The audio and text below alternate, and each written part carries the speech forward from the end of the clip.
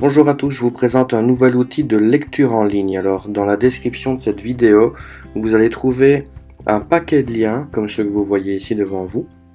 Alors, je vais un peu vous expliquer comment ça fonctionne. Il y a deux types de livres qu'on vous propose, soit des livres fantastiques, soit des livres policiers. Il y a 4 livres fantastiques, l'Enlouve, l'Angourou, l'Enfant et l'Embaleine, et 7 livres policiers, que voici. Pour chacun des livres, il est possible en ligne de lire le livre, de trouver un questionnaire et de trouver le corrigé de ce questionnaire. Ce qu'on vous demande, c'est de choisir un livre, de le lire, de répondre aux questions et de nous envoyer vos réponses corrigées. Alors, je vous montre un peu comment ça fonctionne. Si vous voulez par exemple voir tous les livres fantastiques, eh bien, il suffira de cliquer sur ce lien. Vous allez arriver sur le site qui permet de les lire et vous trouverez l'Enlouve, l'Angourou, l'Enfant, l'Embaleine. D'accord ?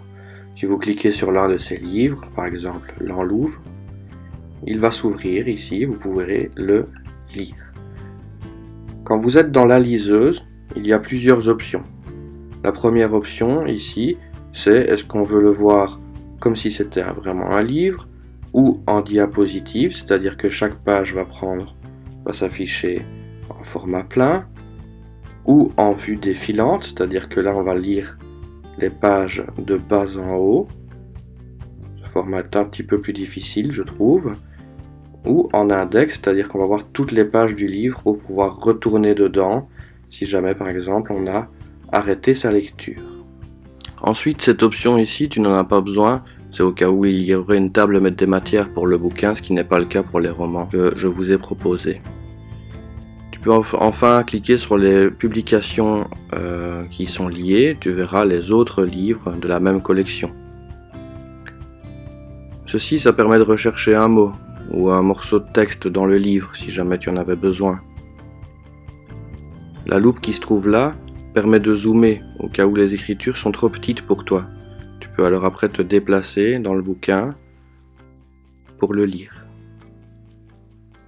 Et enfin, la dernière case sert à passer en pleine page pour ne pas être dérangé par d'autres stimulations de l'écran. Les petites flèches qui se trouvent à droite et à gauche te permettent de passer d'une page à l'autre et de lire ainsi le roman à ton aise. La petite croix, ici en haut à droite, te permettra de faire marche arrière et de revenir à la présentation originale. Alors, revenons aux liens. Dans les liens, je les ai chaque fois classés par livre. L'Enlouve, tu trouveras sur ce lien le livre, sur celui-là le questionnaire, sur celui-là les réponses. Allons jeter un coup d'œil au questionnaire. Le questionnaire est chaque fois fait de 2 fiches. Une première fiche ici et une seconde juste en bas.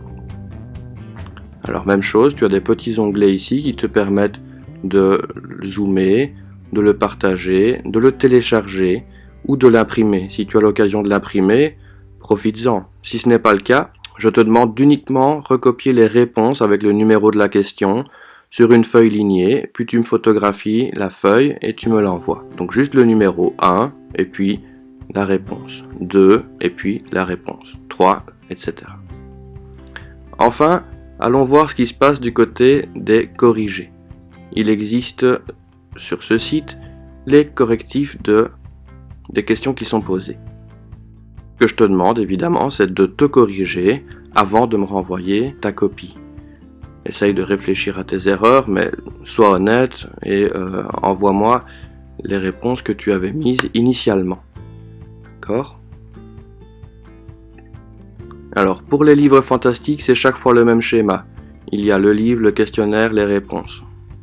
Pour les livres policiers, par contre, chaque livre possède un lien.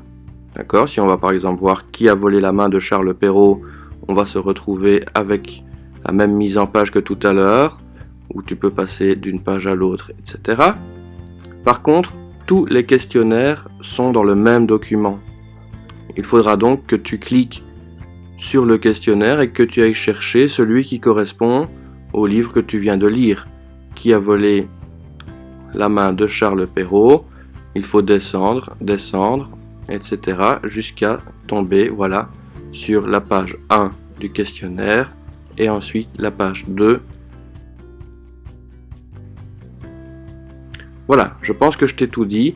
Si jamais il te reste des questions, n'hésite pas à les poser, mais ça me semble assez simple d'utilisation. Donc je répète, tu lis un bouquin, tu réponds au questionnaire, si tu as l'occasion de l'imprimer, tant mieux, sinon tu ne recopies que les réponses sur une feuille lignée. Tu me renvoies tout ça, et j'espère que ces lectures te plairont, et je te dis à bientôt.